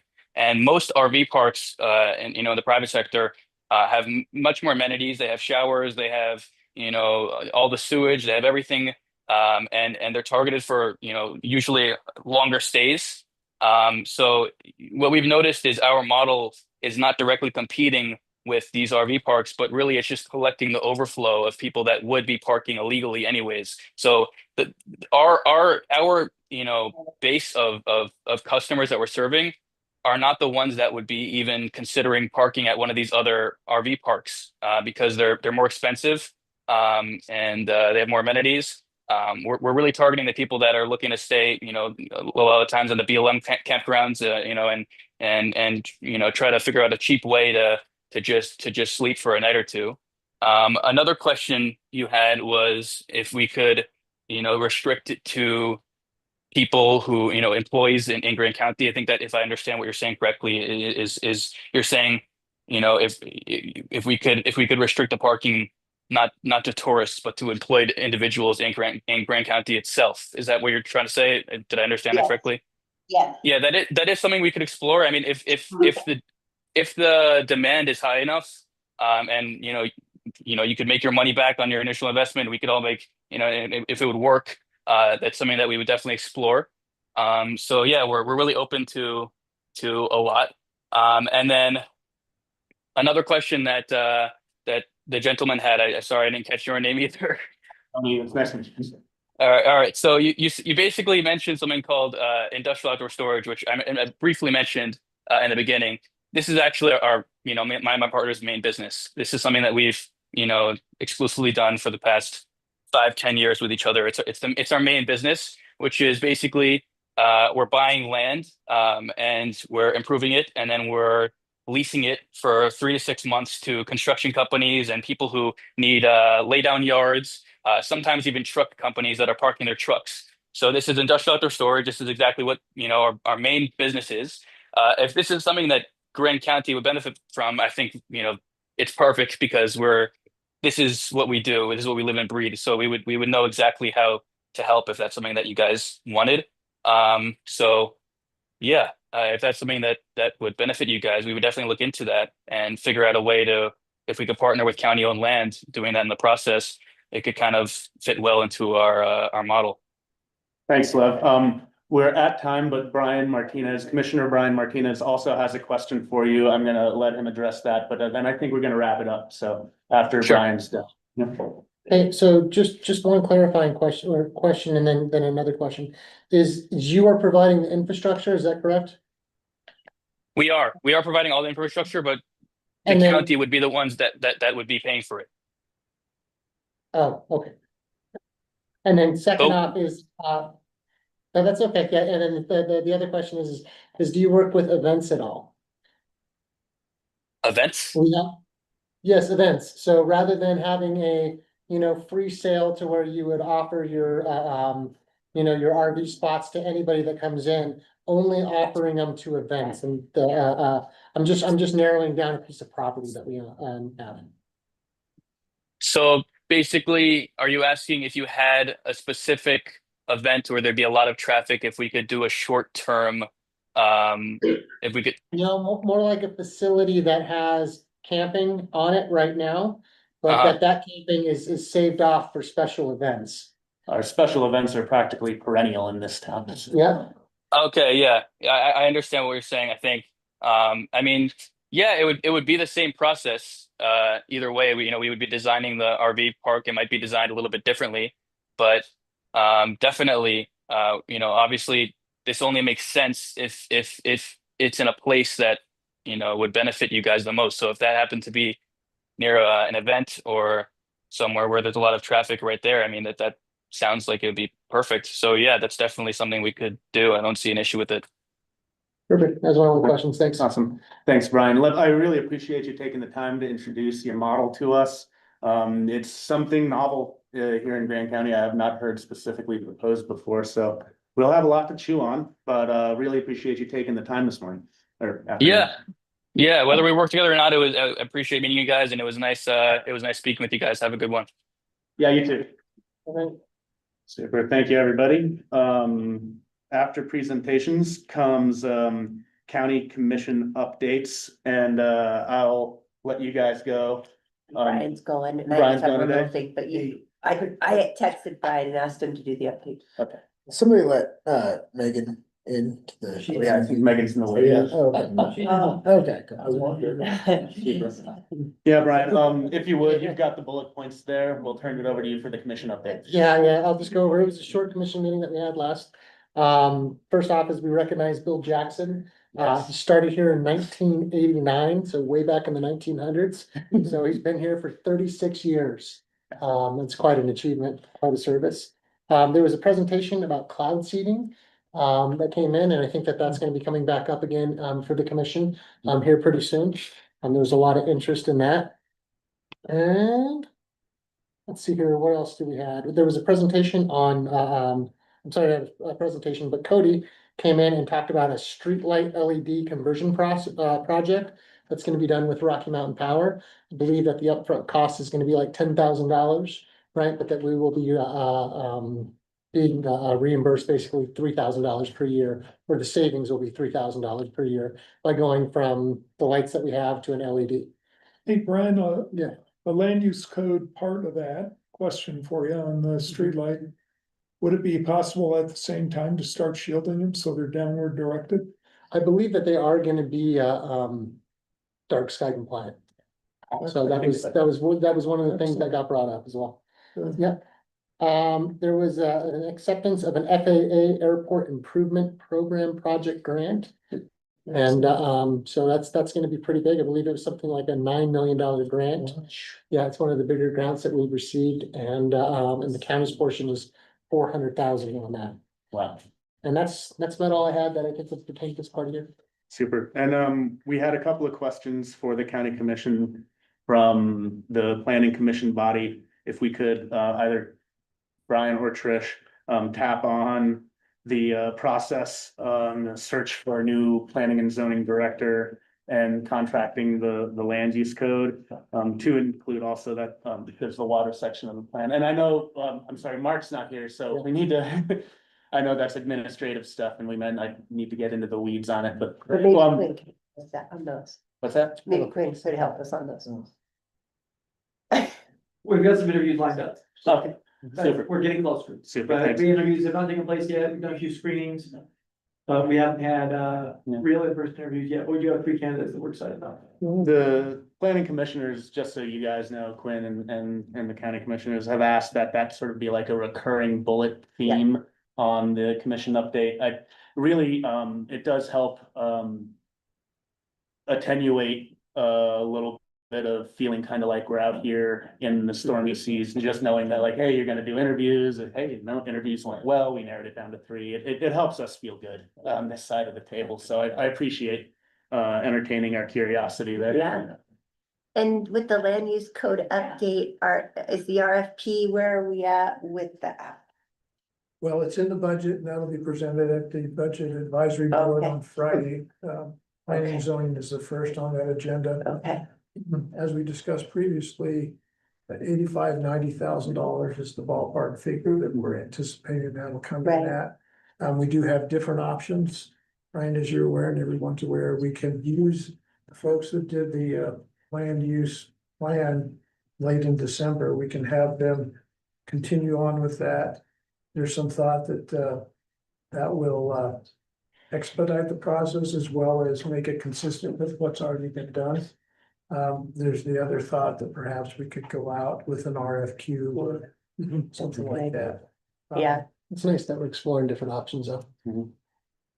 The anecdotally, with a lot of different land use plans that I've used, you have to, you know, it's continuing to follow state purchasing guidelines and doing the calculus that those procurement rules require, does oftentimes work out that because someone has already worked with you on developing a subsidiary plan, they by necessity have to bill less hours because they're going to take less time, and oftentimes consultants end up being like the person you've used for 15 years because they know that thing inside and out, and they can like, oh, I can update that in 1 month rather than 5. So, and that's just math. It makes it cheaper that way. So, just an anecdotal little thing there. You scared me by saying you needed calculus. Sometimes the way these consultants bill, you need this calculus. is college math professor. All right. Well, unless you guys have anything else from county commission, we can. I am, if you guys will let me, I'm gonna jump out, so just, Sean, if everybody will just kind of watch and see if anybody tries to come back into the meeting here, let him in. When it's over, just hit end and it will automatically turn off the YouTube. We are on YouTube right now though, so when you close the meeting, just keep it quiet until you end everything. Of course. And it glitches out from time to time, but that's just like. That's just the screen, That's the the television. computer's still going, and if anything goes wrong, Trish, call me, Okay. Ryan, call me, Okay. and Sean, call me, I'll figure it out. Thanks, Quinn. We have no public hearings scheduled, thank God. So we can be moving on to general business and discussion items. So there are 2 here. The first one, Hang on, we should change it to the cloud. okay, we'll pause for a second.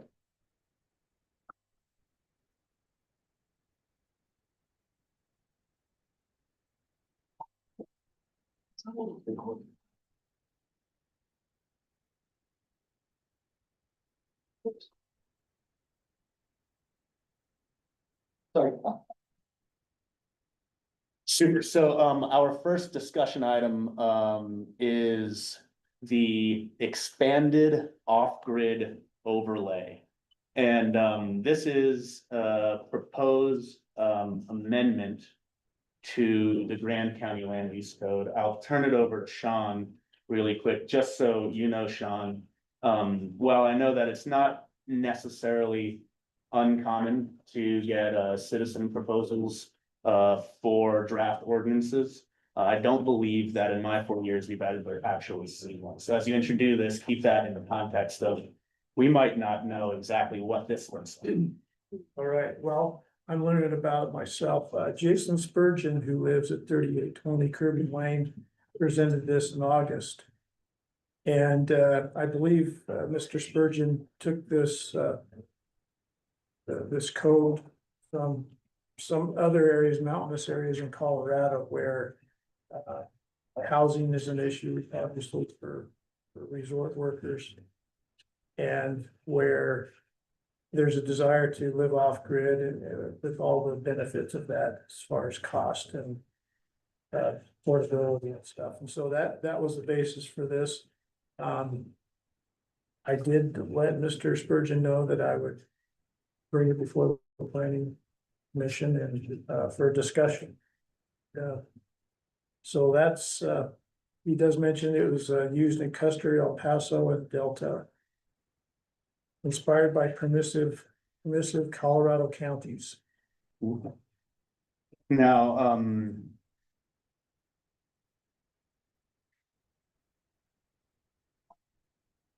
Mr. Spurgeon's on today.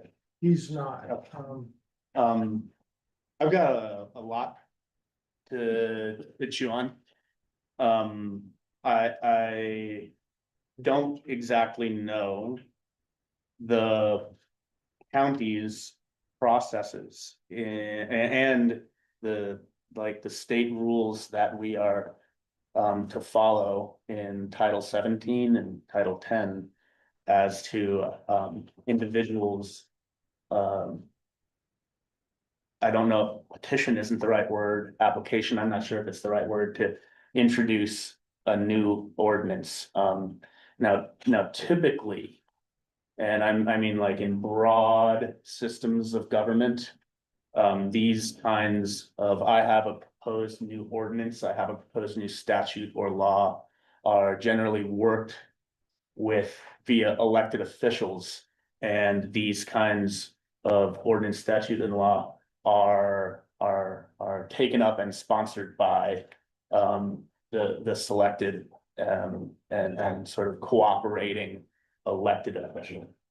Being that no one here on the planning commission is an elected official and that this is just a discussion item, I don't know how it works. Tony, So by process. yeah, just a question in that regard. That, would this be something that a new administrator could coach someone on regarding the process? Whether they should start with the county officials or? I do think that wouldn't hurt. And I know, like, Mary, if anyone have you dealt with applications to amend the land use code? There's a section that says they can. But generally, most people, everybody that I ever dealt with, nobody when they were local, didn't have the knowledge of writing, legal writing. And this means legal writing. And a legal review isn't going to rewrite it for them. They're going to just say, hey, this doesn't work.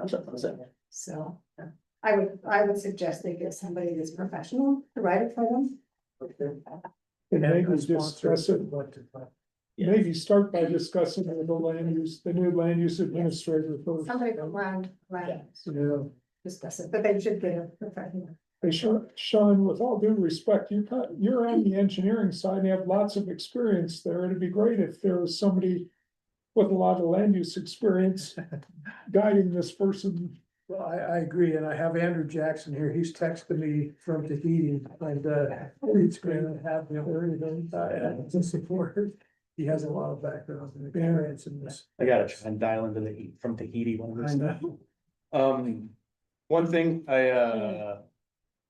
I don't know how long we want to spend discussing this. It feels to me very preliminary.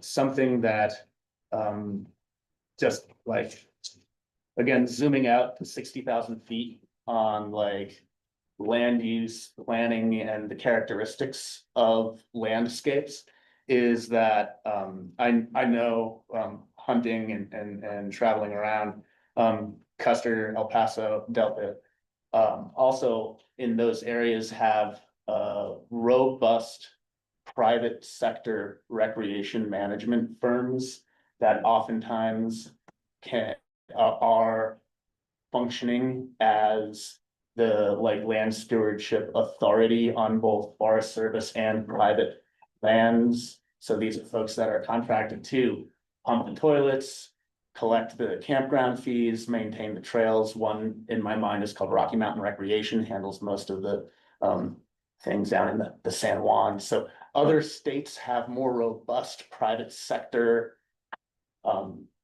Presence and support when we're talking about expanded off-grid types of land uses. And I don't see that same industry as much in our area because of the sheer volume of federal public lands that we Yeah. deal with. Yeah. So, just there are ways to characterize the way Grand County is just special.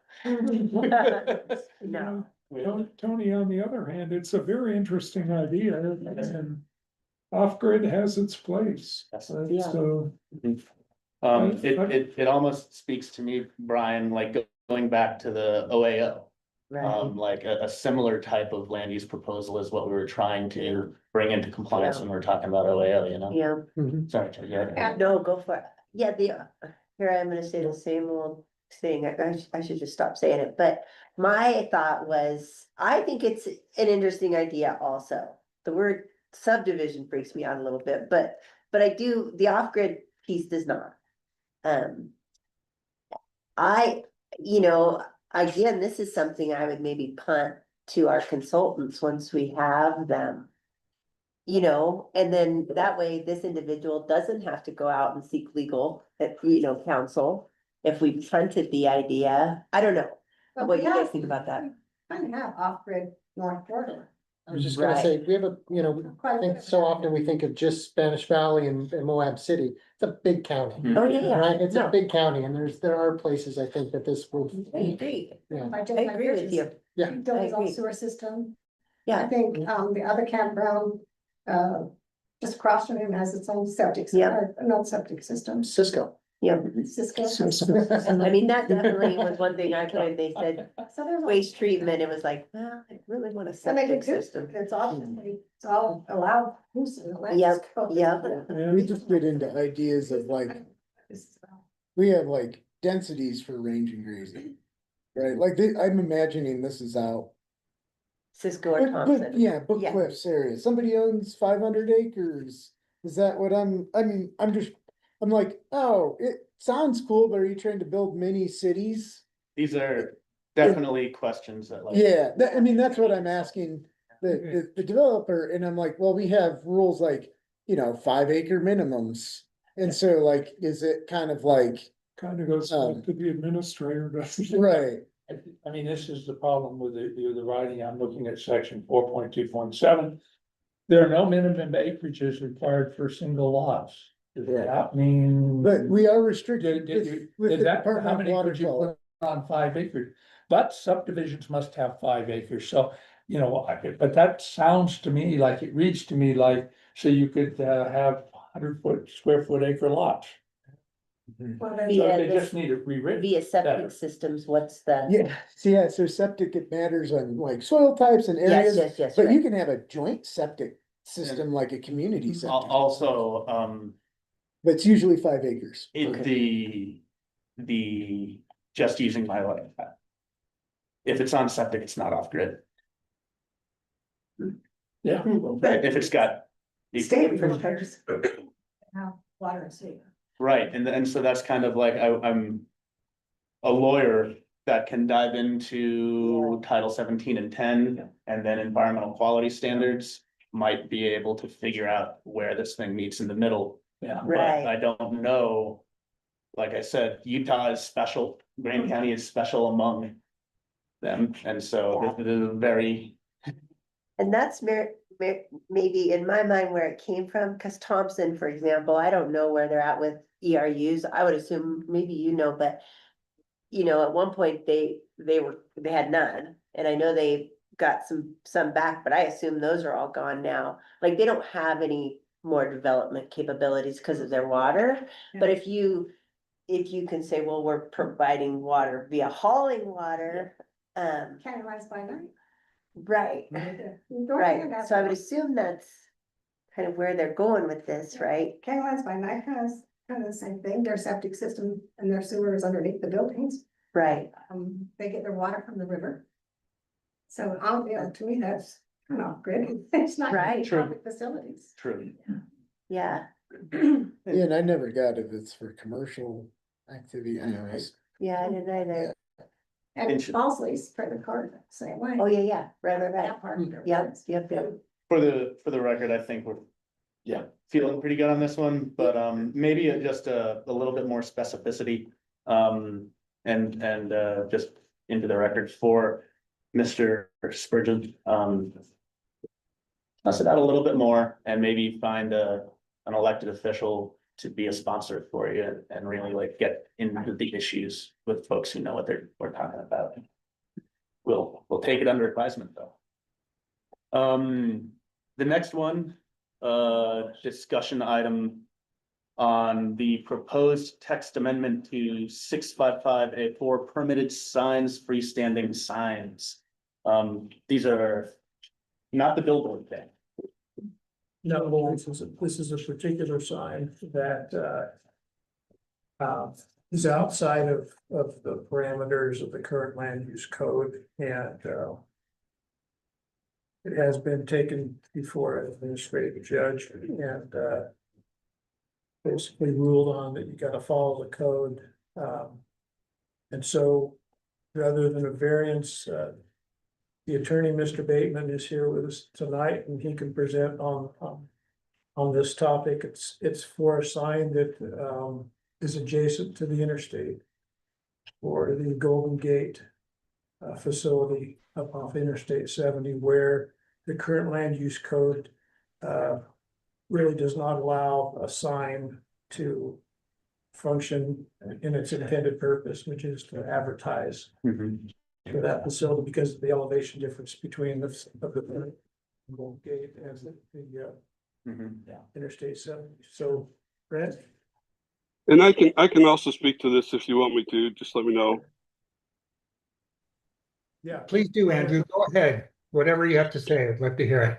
Yeah. So basically, we've got the highway commercial zone along the I-70 corridor, and they're putting in a new C station, convenience store, like I talked about, and wanting a sign to go along with that. However, with our code, it didn't allow signs that high. Apply for a variance, like Sean said, and the variance was denied because you can't do a zoning text amendment by variance. So the proper way to do this is to go through a zoning text amendment. And basically what they're requesting on the sign is what you would see similarly along, I-15 or I-70 or I-80 throughout the state.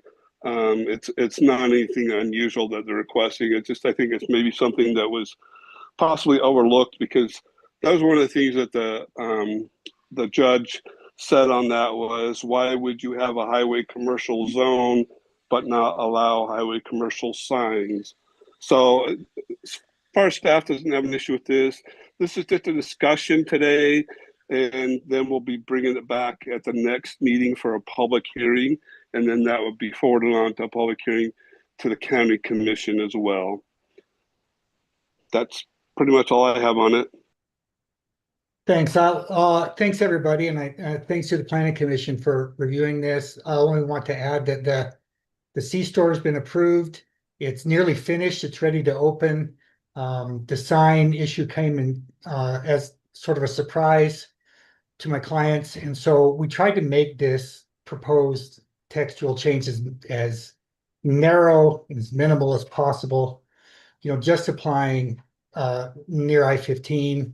And just applying in the case where a sign is needed, not only for the viability of the business, but for safety. So that's it. Thanks, folks. I've got a couple of process questions. So forgive me while I get caught up, but this does seem to me to be at least administratively a similar process as the last item we discussed, where a private citizen is approaching us for a change to the land use code. And so, yeah, there's that. And I don't know administratively, like, is there an application that they file or a petition for consistency review or how that? Yeah, they did. It's a zone text amendment application that they did. And this is based off of, they had submitted the application for the sign that went to variance. And then the administrative judge, Craig Call, that we have, who does the variances, in his findings said he was denying the variance request and recommending that it go back through as a zoning text amendment. And so we're just following through on what his recommendation was as being our administrative judge. And then again, public hearing at the next planning commission meeting, and then the public hearing at the following county commission meeting. Super. And I guess my thought is, I mean, I guess this had happened anyway. I mean, this wording could go to Sean and then gets reviewed by staff. Might well come out just the way it is and then just move forward through staff. Is that right, Harry? Oh, that, yeah, I mean, if they were to go to zoning office, they could ask, hey, I've got this problem with the sign. But my remarks are that, I have no problem with the that height of a sign adjacent to the interstate, but you don't want that south town. So this wording should be specific to adjacent to Interstate 70 at a limit. And this interstate, this UDOT, or whoever handles them, they also have regulations. So I think we should pay attention to that. And I know we don't, that's the only parcel of land that's commercial out there. Yeah, that was my main comment, my curiosity here, which I guess is something that can be addressed while the public hearing is open after next meeting, but I would love for Stephen Stocks to weigh in on this and tell Well, us. it's gonna have to have legal review. Right. Yeah, and so. I'll say, this. So based off the zoning application, zoning text amendment application, staff did prepare this ordinance that's proposed. And it's off to legal review. I think they need a little bit more time, which is probably going to be great for the next meeting. But they did apply, they paid their fee, staff prepared it. And again, on the, and it's a great comment that Mary had about the adjoining or adjacent. There's some discussion about, well, so I think there's like Papa Joe's or something like that. That's a gas station just to the north of this. And the property doesn't meet with the I-70 right of way. And so that's why we took that 350 feet from the right of way, just so there could be some properties that aren't adjacent or adjoining I-70, but they would still, similarly situated properties would be able to have similar signs. It's not going to affect the south corridor here in town. It's No. It's page 39, Mary, it's written in there Specifically. that it must be adjacent to Interstate Highway 70. It's 6.5.5. And then, So it would affect like Thompson, yeah. you know, Yeah. That's that's the only thing, and the residents of Illinois. And the same on Well, page 40 or 41, it's. The phrase immediately adjacent would mean that there would be an effect to the citizens, but like none of the commercial properties in Thompson would be affected by this. Unless it's within 350 feet of Highway 70. Well, we took the 350 feet out. It says immediately adjacent to Interstate If 70. you look at page 40 or 41, it's in there. Yeah, because with that adjacent to, I think was what was originally proposed. And then after discussions with Dan Stenta and the applicant's attorney, we could see that this would cause it, like I say, with the one convenience store gas station just to the north of this property would not be allowed to have a sign like they would. And they're, they're right next to each other, but it's just not adjacent or adjoining the I-70. And so that's why we put that 350 foot buffer. I-70 is like about 700 feet wide at that location. So it's about half of the right of way distance that you could go back. So again, we're trying to limit it. So it's not anybody anywhere half a mile from I-70, but it's close, but not necessarily has to touch the So when- I-70 right away.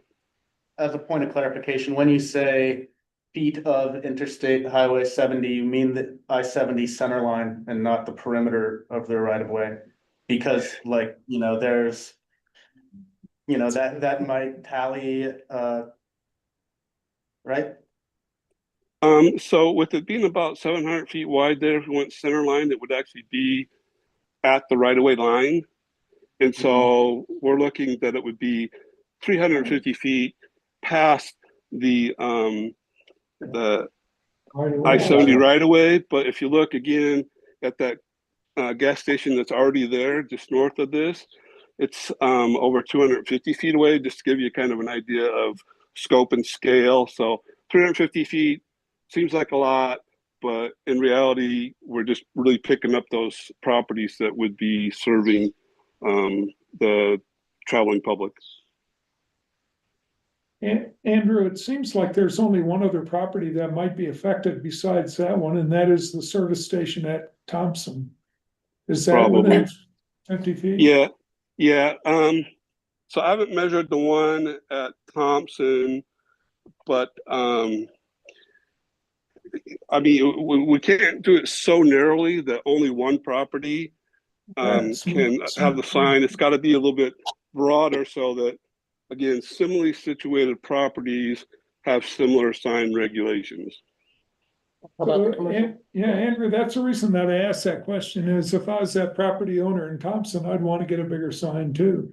Well, the actual sign width and height is the same, it's just the top, the And whole this- yeah, needs to right. be higher. I don't know that one in Thompson needs it, you can see it from the interstate. Yeah, you The can reason see this it, one for is sure. it's because it's so Because down. And Yeah. so, And- yes. And So it needed something. But still, Yeah, I agree, but yeah, we if had I this was that discussion owner, a I'd long want time equal ago. treatment, right? But I don't know if they need it. So, Andrew, that's something that's probably worth scoping anyway, is to maybe even a Google Maps search to see if they're within 350 as well. Yeah, and I can do that before the public hearing at your next meeting. The GIS, yeah. And I don't know all the zoning along the I-70 corridor. Well, I would just say, I know that there's private property in Green River, just Yeah. before the town of Green Oh, River. that's right. There's a bunch actually. That's right out there, and that's the spot that I would think of as well. Yeah. That's been for sale for like 20 years. Yeah, but it's. Yeah. No, I was just making sure we're talking about the same one. And there is some property along I-70 in the county that's not currently zoned. And that may be because it's federal land or state land or something like that, but not all of the entire corridor is zoned highway commercial. Yeah. The only private line that I remember is that little, the node right there, that it was the, and then we owned it. And when that zone change was made, it was for them. Well, anybody else have any more to add on that one? No, Connie, I just think that for these conversations, it'd be good for Andrew to look at how the distance to those others potentially affected properties so that we don't come back in here in another month because the administrative law judge said. No, I gotta tend make to them all the same. agree with you, and that's in keeping with the theme on all these topics. I think we're really, as a body, very well served to know exactly what pieces of land are to be affected by the things that. And, there is, the only commercial piece of Thompson would be right there, I think. At the that's gas there. station. But I remember. So guys, I have thank you very much, Andrew. We'll be excited to address the public hearing at the next meeting. I think I'm gonna be able to attend that one. We'll look for this in the public hearing section next meeting. Future considerations, I have one where some citizens came to me and wanted to see if it would be possible for us to do quick training on. Why am I blanking? Oh, the conditional use permits, how they apply and how they're implemented. On previous, county commission bodies, meetings. Yeah. Questions about what CUPs are and how they're issued came up, and I think. It would be good for us to dive in a little bit. So, this isn't like a quick turnaround timeline, Sean, but, as we build out our agendas through the winter, if we Yeah. have a light meeting and there's an appropriate time to schedule a training, I think that's good. we could maybe even do a joint training. So I saw No. Trish and Brian. And we had a training, and I don't know if Brian, Yeah, we had a training at the commission. and it was from the ombudsman. I'm not sure who did it, but they did a great job on Yeah, we CUP. just, it was brought to my attention that we may benefit from that. Yeah, I I don't see a agree. harm in more I think trainings. that's great. Yep, and then just two things. One is I just request that we get the landscape ordinance put on for a public hearing. If possible, get that noticed. Okay. And then the second is are the applications for the when is the applications go out for the end of term? Oh, yeah, Right? Yep, I think that we need to make sure that that process is set up. yeah. So that we have the definitely. application, we have an interview timeline and how that's gonna be looking. So maybe a discussion on that or. So Aaron, I know you're scribbling and scrambling right now. If we definitely could get the landscape ordinance on October 27th, that would be great. Tony, regarding the landscape ordinance, Andrew did reach out and got the notes that I'd sent previously. Oh, super. So I'm assuming he's gonna incorporate those as well. Andrew, did you copy that? Yes, and it is scheduled for the next meeting, I believe. Dana's gonna have everything posted for that. And then on the conditional use permits, I can do that training. I've taught at BYU for 20 years on planning ad nauseum, so I'm happy to do the conditional use permit training. Super, that's great, Andrew. Thanks. Yeah, Trish. And Andrew, I don't know if you have the ag ordinance kind of queued up at some point, but I would just ask that stay in your queue. So Yeah, that we I have that, but the kind of my next priority is that getting that water preservation. Yeah, understood. And I've got kind of a working draft of that. I'd like to have discussion at the next meeting, kind of see if everybody's okay with this draft, and then we can go out to meet with the water districts, et cetera. I mean, I'm using the water district's data to do the plan, so they may have some little tweaks here and there, but I wouldn't see like a major redo because it's based off of their plans. Thanks, Andrew. Last thing to circle up, what Brian was saying. Regarding end of term and elections and appointments. Or no, they're not elections, end of term and appointments of new planning commissioners. Whose term is coming up in January? Mary and myself, and it's always only two people. Victor mine is in December. Yeah, December, like the December 31 January. Oh, yeah. Yeah, so we'll need. I can't even keep track of it. It's Dana Van Horn is still the assistant administrator. Dana exactly knows that process to help you out, but we'll need to run publicly notice and make it available. They have an application form that needs to get up on the website in short order. Dana knows how, but we'll need 3 spots available: Laura, Mary, and myself.